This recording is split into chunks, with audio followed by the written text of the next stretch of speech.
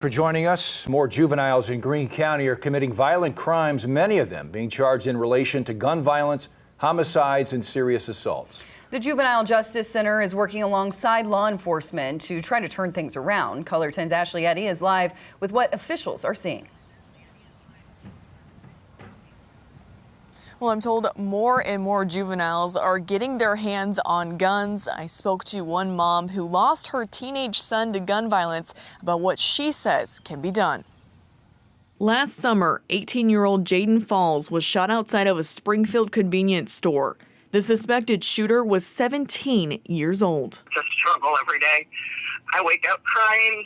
I go to bed crying. That's Jaden's mom, Janine Newman. She says something needs to change to stop youth violence. They need to crack down on these juveniles and give them harsher sentences, because if they don't, they're just going to keep doing it. They think these guns are a toy, and they don't realize the aftermath and the consequences with themselves and with the families. The man charged in her son's death will be tried as an adult.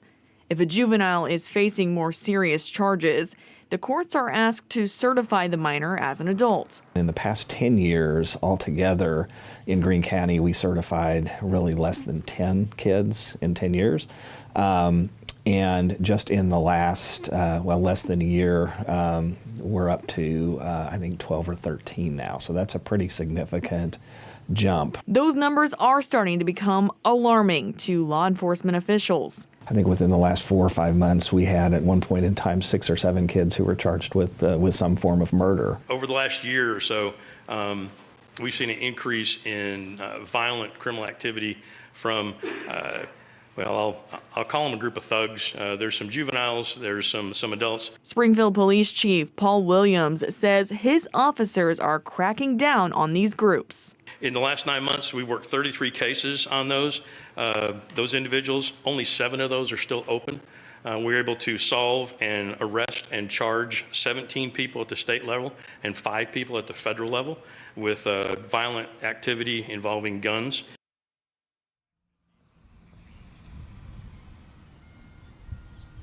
Officials say the goal is to intervene with these juveniles early before they start to commit more serious crimes. Reporting in Springfield, Ashley Eddy, Ozarks First.